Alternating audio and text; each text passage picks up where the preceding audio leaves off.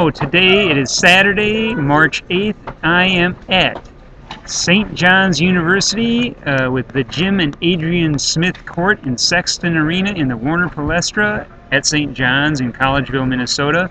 I'm here for the 6AA subsection semifinals for games on tap today, starting with the south end with number 1 seed New London Spicer against Minnewaska, the number 5 seed. And then that will be followed up with the number 2 seed Eden Valley Watkins versus number 3 seed Litchfield.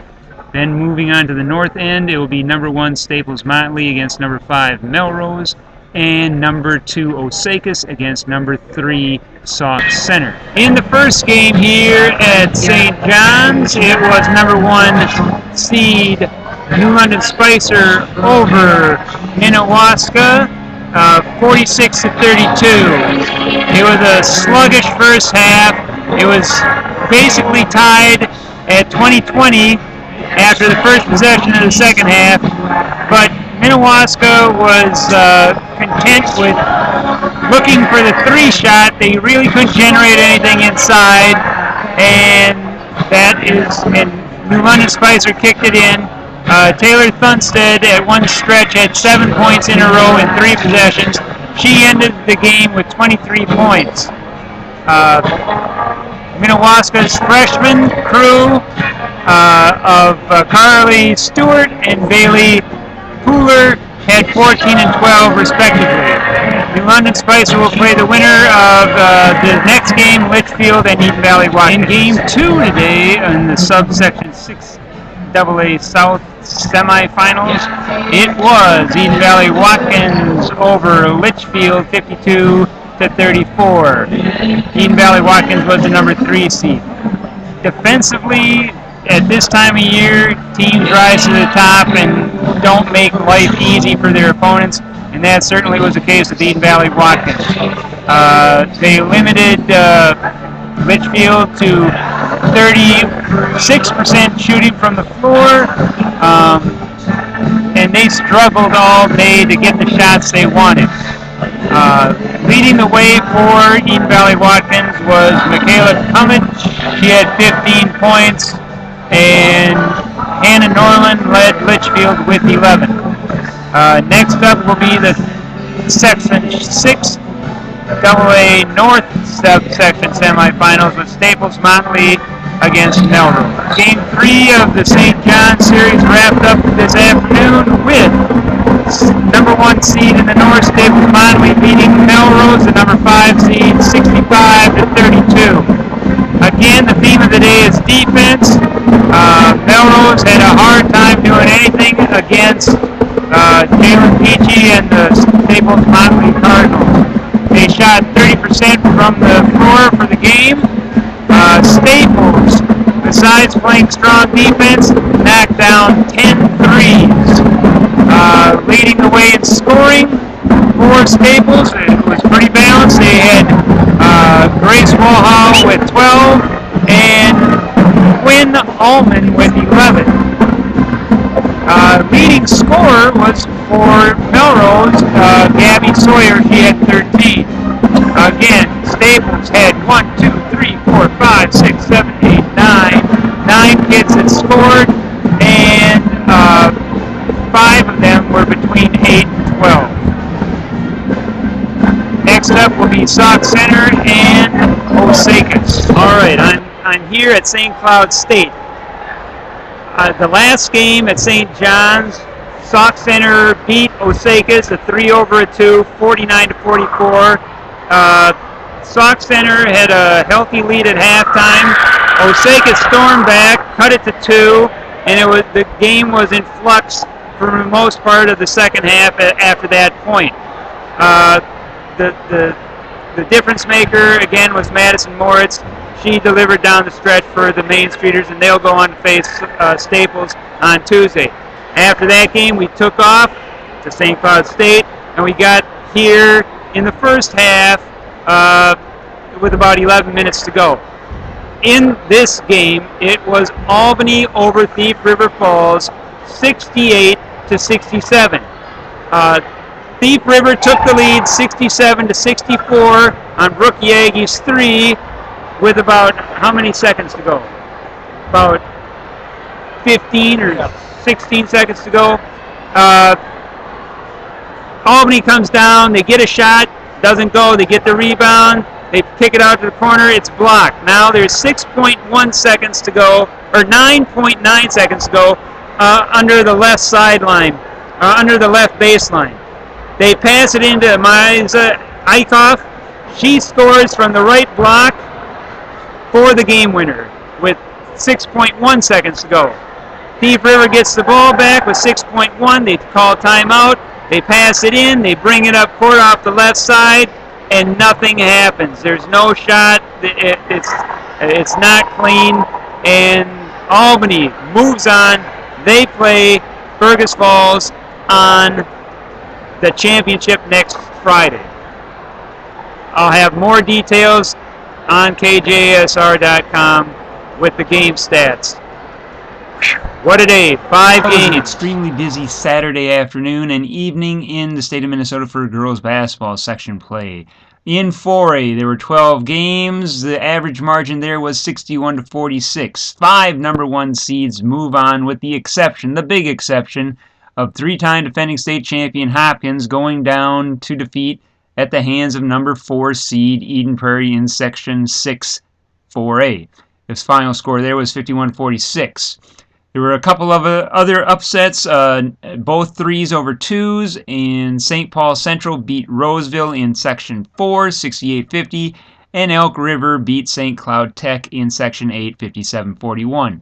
The most points scored yesterday in 4A was Owatonna with 73 over Rochester John Marshall. The fewest points scored was 32. Rogers did that with St. Michael Albertville. The biggest margin was number 1 ranked and number 1 seed in Section 3 is Eastview. They had a 31-point margin victory over East Ridge, 71-40. The smallest margin was a 1-point win with Shakopee over Chaska in Section 2, 60-59. There were 5 games decided by single digits, and 2 of them were decided on a single possession. The most combined points in 4A was 140 with Owatonna and Rochester John Marshall, 73-67. The fewest points in 4A was 86, and that was the St. Michael Rogers game, 54-32. The top scorer individually yesterday, according to what I have been able to glean, is Ellie Thompson of Chaska with 35 points. In Class 3, 5 number 1s move on. The average margin was 66-57. There was one upset with a 3 over a 2, and that was in Section 6, and it was Holy Family over Benilde St. Margaret, 66-61. The most points scored was 83 by Orono in Section 5 with the win over Delano. 3 teams scored over 70 points.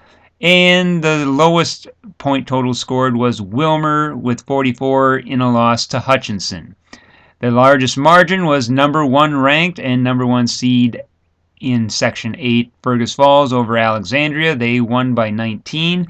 The smallest margin was also in Section 8, and that was the game I was at last night, 68-67, Albany over Thief River Falls. 5 games were decided by single digits, and 2 games were decided by a single possession. The most combined points and the most combined points all day was 149 with Orono and Delano, 83-66. The smallest margin was the 98 combined with Hutchinson and Wilmer.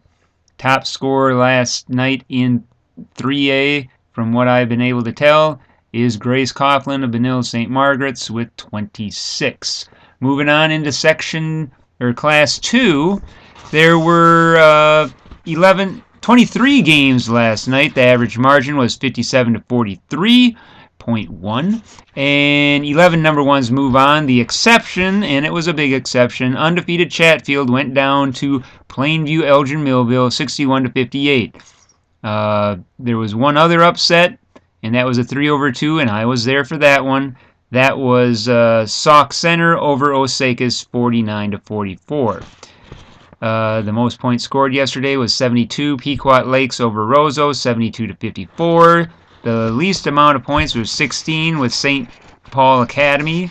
Concordia Roseville held them to 16 in a 59-16 win. 8 teams were under 40 yesterday.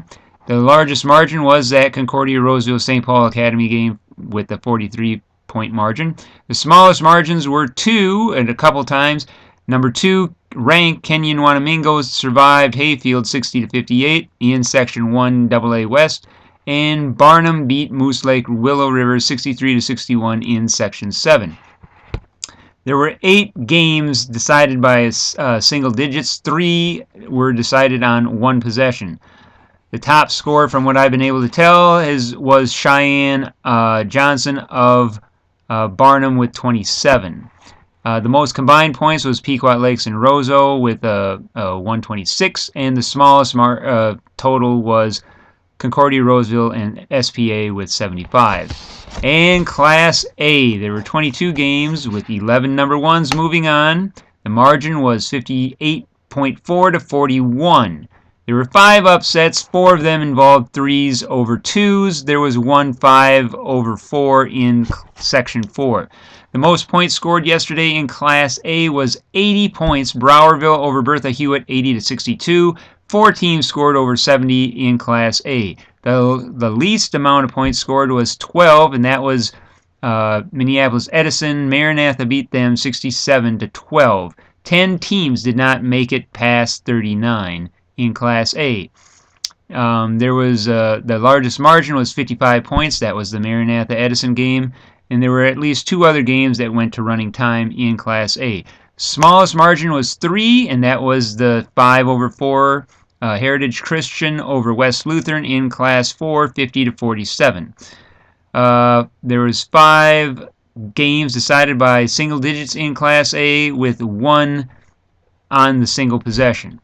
The most combined points was 142 in the Browerville versus Bertha Hewitt game, and the smallest combined total was 54 points, 34-20, Rushford Peterson over Fillmore Central in 1A East action. The top scorer is Alexia Olson of Red Lake Falls with 33 points. There you have the wrap-up of last night's activity, and if you want to find out more about the games that I attended yesterday, you will need to subscribe to KJASR.com, because if you go to the top right corner to subscribe on the KJASR.com webpage, because if you don't know what's going on, your opponents do, and the difference is the details.